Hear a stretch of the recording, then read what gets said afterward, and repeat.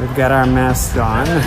Health officials now believe the Wuhan coronavirus can be transmitted from one person to another. This is ground zero.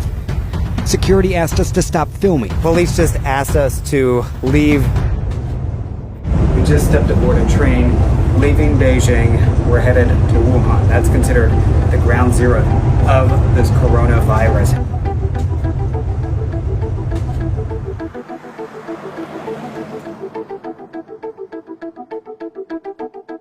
Concerns over the spread of deadly illness are rising. As soon as we boarded the train from Beijing, most faces covered. Just about everyone traveling home for the Lunar New Year. Strict screening upon arrival.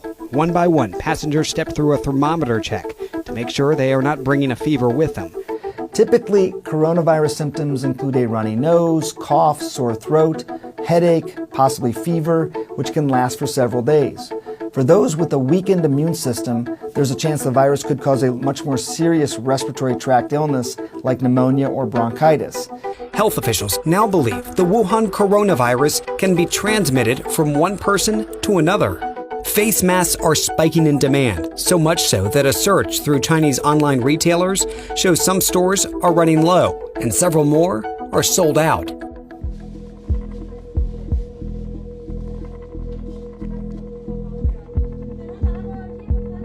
So this is where authorities believe the source of the coronavirus is. It's the wildlife and seafood market. And you can perhaps see over there, it's cordoned off. You've got police at all the corners. It is so sensitive that within minutes of us arriving and recording, security asked us to stop filming. So police just asked us to leave the market area. They said we have to get official permission, and once we get that permission, we can come back. The reality is we won't be granted that permission. So instead, we're able to drive now through it, but you can see they've closed off the entire market area. No shopping is going on, no business whatsoever. It's just empty. They shut it down on New Year's Day, trying to ease fears, suggesting they can handle the virus. But the number of cases continues to rise, both inside China in major cities like Beijing, Shanghai, and Shenzhen, and outside.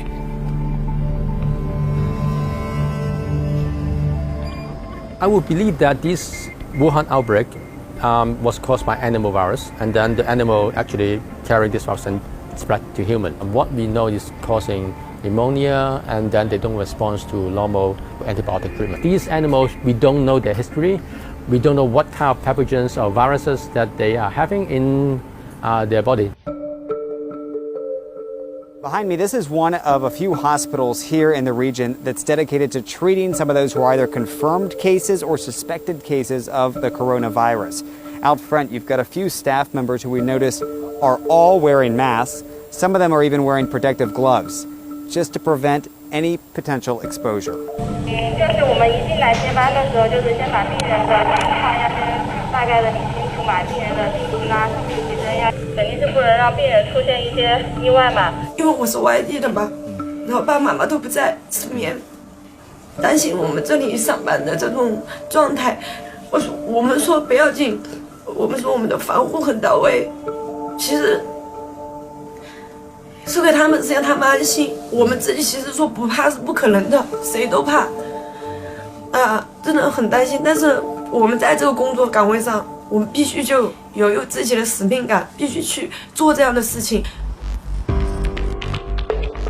We at the National Institutes of Health here in Washington are already getting the sequence from the Chinese of the virus and are developing a vaccine. But in any situation, you're talking really about several months to years.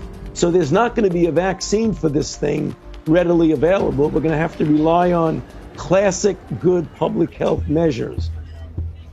As hundreds of millions across Asia travel for the Lunar New Year, There is concern that this virus can spread in places like airports, places like railways.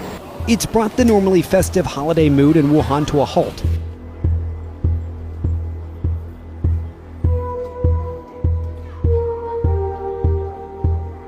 And the reality is this is not just a Chinese-specific travel holiday. This is a regional holiday. So you're going to have folks from other countries, neighboring countries, in fact, who are also going to be traveling. They're certainly putting measures in place as of now. They have put these airport screening devices not only here in China and going into Wuhan, but also in places like JFK in the States, LAX, San Francisco, and of course in Japan, South Korea, and Thailand now. So they're trying to take these precautions as best as possible.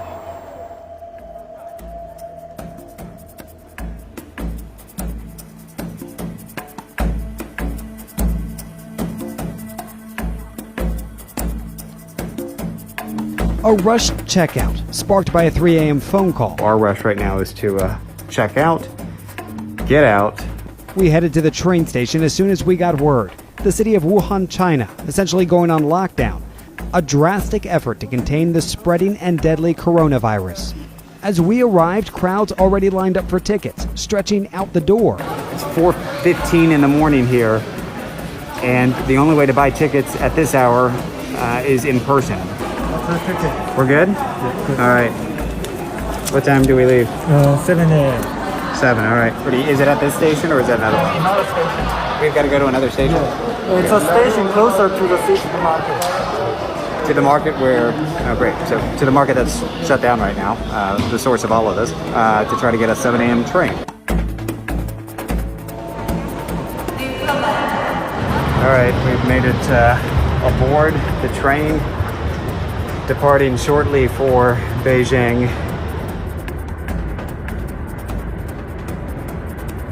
Some are making the difficult choice to be apart, sending their young children outside the city limits while they stay to face the unknowns back home. So the city of Wuhan essentially on lockdown. But a lot of health experts are now questioning whether this will really be effective in containing the virus, or is it a few days too late?